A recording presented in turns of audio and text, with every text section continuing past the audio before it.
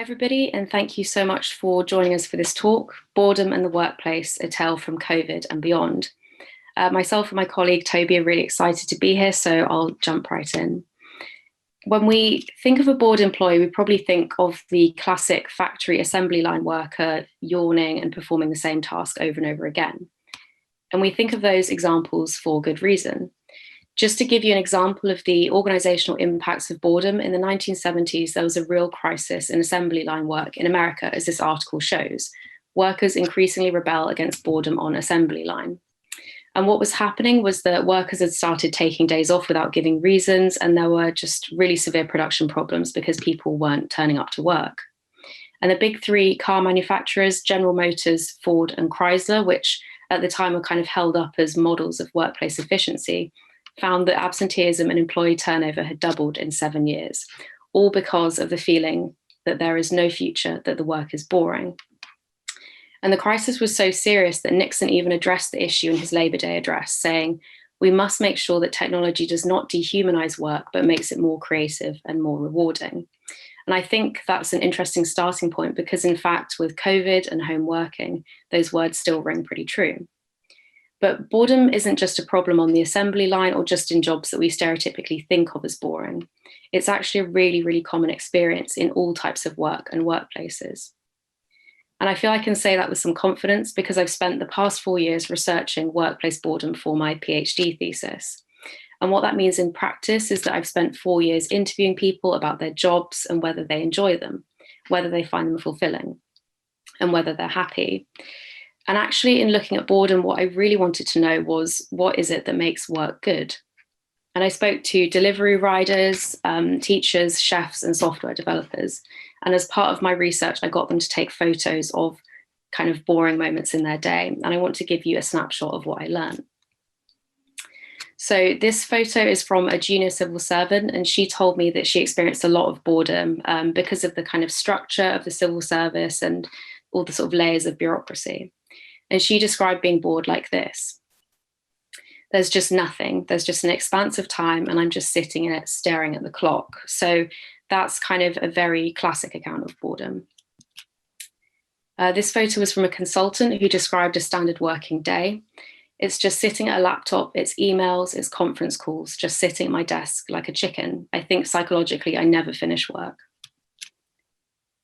This one was taken by a bus engineer who'd finished working on a vehicle and took this photo because he didn't have any more work to do.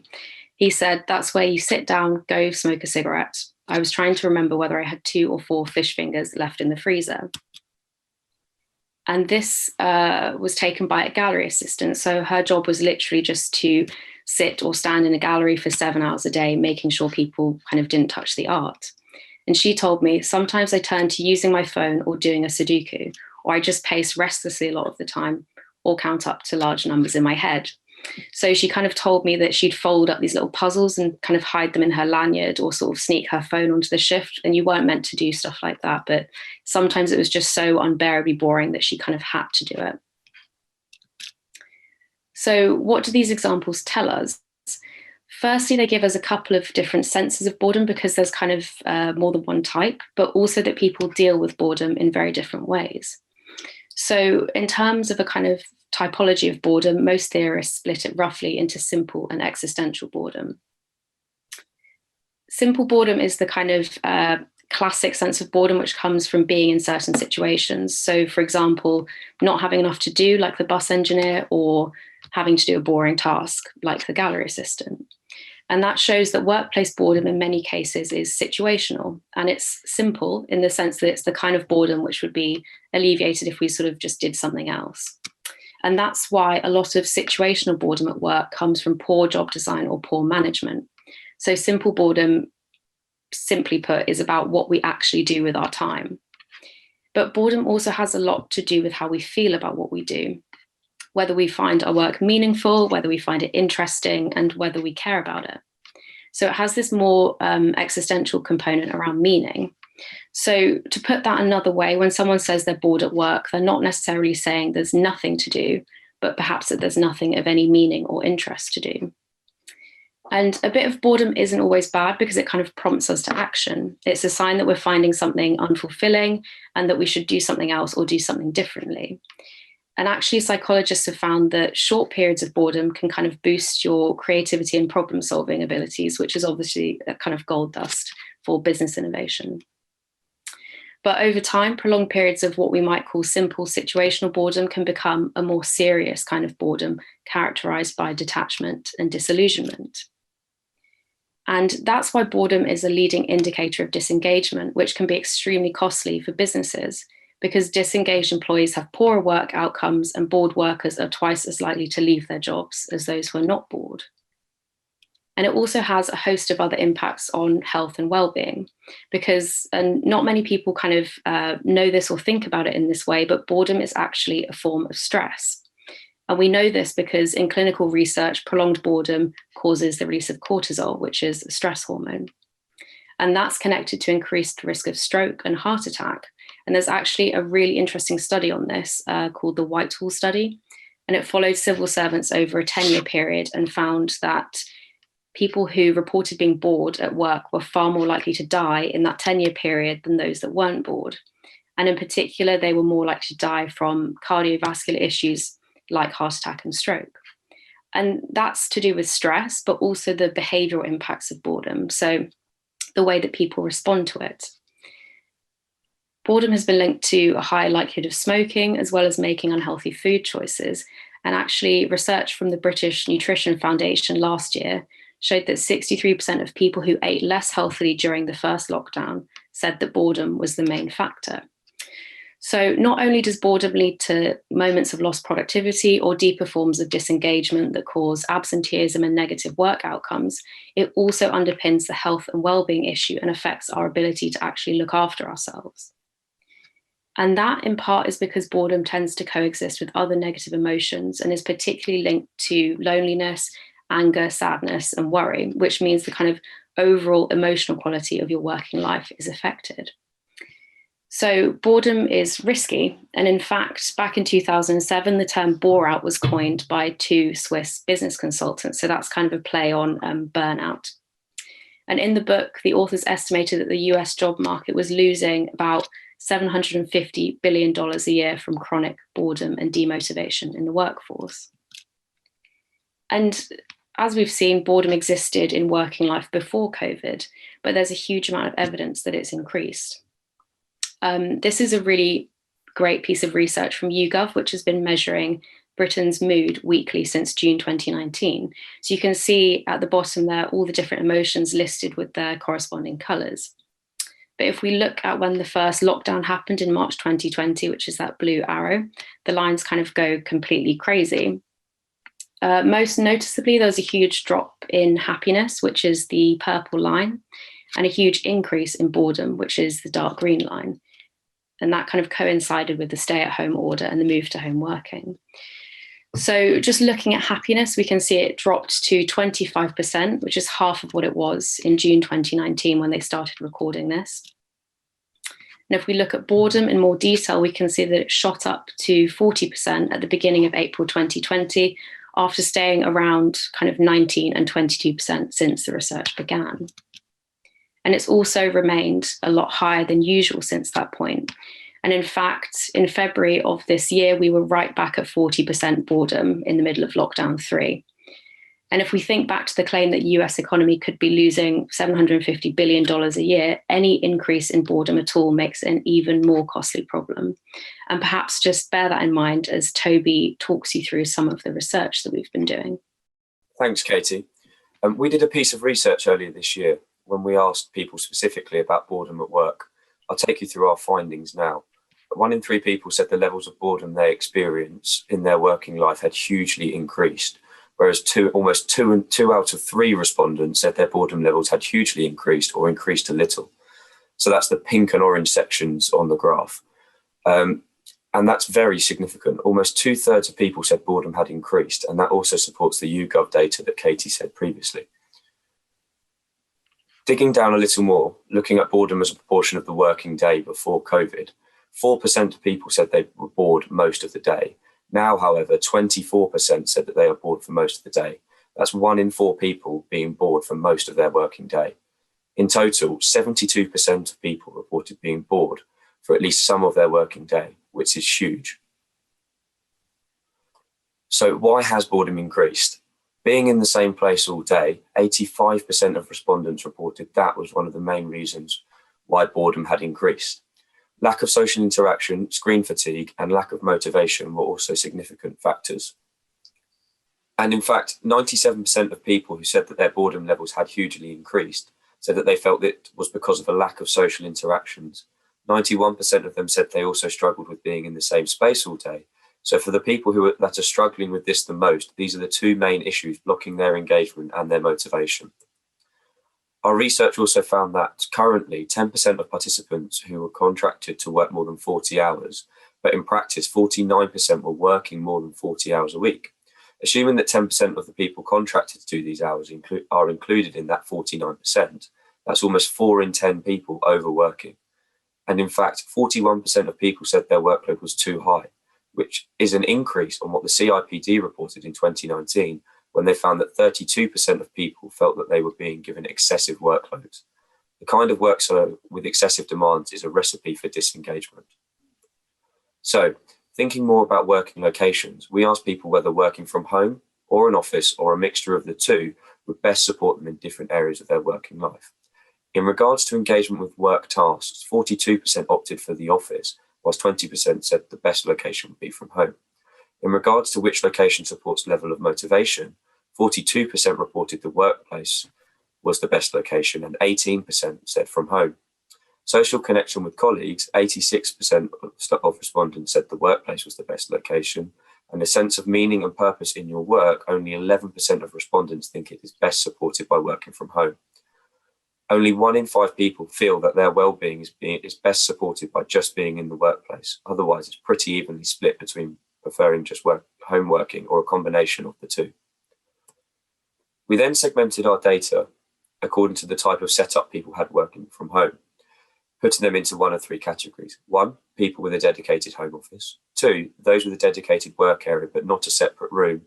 Or 3, those working from a non-dedicated flexible work setting, i.e. sofa, dining table, or shared kitchen space.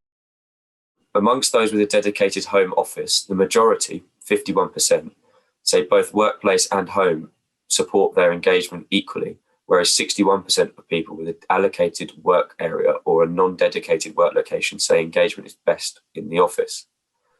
We also then asked staff which working location best supports your level of motivation, and 65% of people in category 3, a non-dedicated home work location, think the workplace better supports their motivation, in contrast to 49% of those with a dedicated home office that say both home and office working equally supports their motivation. Also, the type of home working setup people have actually predicts boredom levels. Only 19% of those with a dedicated home office said that their boredom had hugely increased, whereas 50% of those with no dedicated home working space chose that option. Just to put that into another way, those without a home office are 2.5 more times likely to report boredom has hugely increased since working from home.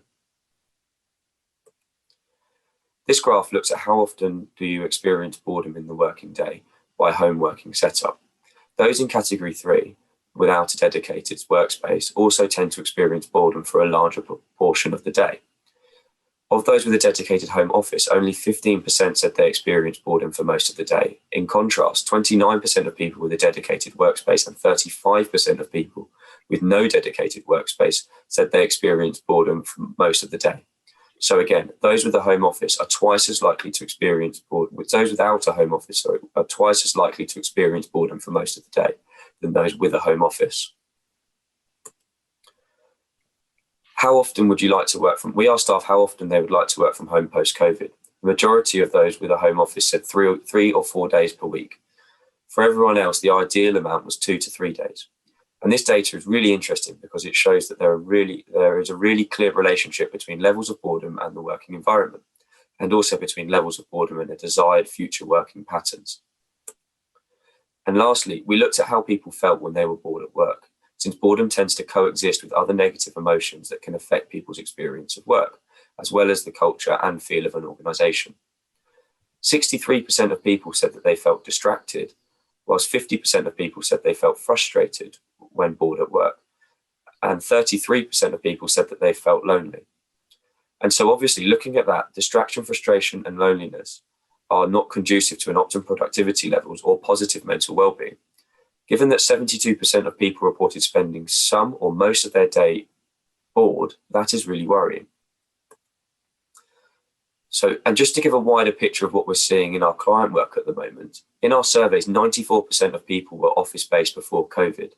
We also found that whilst only 65% of people thought their role would be compatible whilst working from home at the start of the year, enforced working has increased that figure to 95%. Top benefits staff reported of working from home are removing the commute, better work-life balance, and saving money. The top challenges of working from home were an inability to switch off, and a massive 93% of respondents reported that they felt isolated whilst working from home. In terms of future working patterns, 75% of respondents would either be unhappy or very unhappy to return to the same working patterns they had before COVID-19. An overwhelming majority, 89%, would like the opportunity to work remotely at least some or some of the time post-COVID, and only 4% of respondents envisage returning to the office 5 days a week. We've also been seeing some interesting stuff in terms of which days of the week people want to come into the office. This data is from one of our recent projects, showing which days people wanted to come in. It seems that most people want Monday and Friday to be work from home days, with Thursday being the most popular day to go in, with 51% of staff opting to work Thursdays, which obviously has some interesting issues around occupancy levels. This data is from Metricus, a company we work with who provides sensor solutions. This shows the average number of people going into offices across their entire sensor network pre and post COVID. The top graph shows the average number of people entering the office per hour between December 2019 and February 2020. And the bottom graph shows the average between October to December 2020. This shows that the way we're working is changing. So the top graph shows that there was 100,000 people going in per week before COVID. And during COVID, well, from October to December 2020, that is reduced to nearly 10,000 staff. What it also shows is the way that we're working is changing. So people are typically going in earlier and leaving later than they would have done before COVID. Thanks, Toby. That relationship we found between boredom and different home working environments is really interesting because it kind of shows just how important workplaces and work environments really are in shaping our experience of work. And actually, it also has a really interesting impact on people's desired future working patterns. But I also think it's important to say that a bit of boredom is inevitable because it's part of our normal range of emotional experience. But what makes the difference is how much of it there is and how we deal with it, because prolonged periods of boredom are where the harmful impacts lie. So how do we reduce boredom's harmful instances? For me, what this data suggests is that in the future of the workplace, we need to focus on variation and choice. So firstly, we need variation in terms of where and how we work, because this helps create and sustain interest and excitement in our work. And choice is about giving people a sense of agency and control over their working life, again, in terms of when, where, and how they work. And these ideas aren't necessarily new, but the data from the past year really reaffirms just how important these two factors are. Because you might look at the past year and think that actually people have had more flexibility in some areas. So, for example, having more choice over what hours you work. But the positive impacts of that have been eroded by a very widespread practice of overworking and kind of doing longer and longer hours. We've also had a total lack of choice in terms of where we work, and that's been really problematic for people, as our data has shown. Equally, what we've been doing isn't actually flexible working at all. We work from an office because we had to, and now we work from home because we have to. And until we're able to choose where to work based on what tasks we're doing and how we feel we would work best at kind of any given moment, we're going to feel less control over our working lives. And that's always problematic because evidence shows again and again that low control tends to lead to disengagement. And actually, in the Whitehall study I mentioned earlier, one of the factors that was linked to boredom and higher mortality rates was being in a job with low control. So to me, that's kind of what the future of work is all about. It's kind of empowering people to have choice, agency, and control in their own working lives and to empower them to work in a truly flexible way. And what we've seen from working with our clients is that levels of optimism are on the up and people want to move forwards. And in fact, looking at people's working experience through the lens of boredom provides a really convincing explanation as to why we still need workplaces. And it also gives a valuable perspective on well-being, because the wider questions over meaning and enjoyment at work underpin so many other important metrics like productivity, engagement, and staff retention. And I just want to end on a positive note, because what I found again and again in my thesis research is that people naturally want to enjoy their work and be interested in their work and invest in their own well-being. So we already have this natural drive to create meaning and engagement and to want to get excited about work. And workplaces and work styles shouldn't block that impulse for people. Instead, we should be trying to remove any obstacles that get in the way of these kind of natural impulses to kind of be interested in things and engaged, because that's how we're going to get the best out of people in the post-COVID world of work. And we have a really exciting opportunity now to kind of use the lessons from the past 18 months to reconfigure exactly what that looks like. Thank you.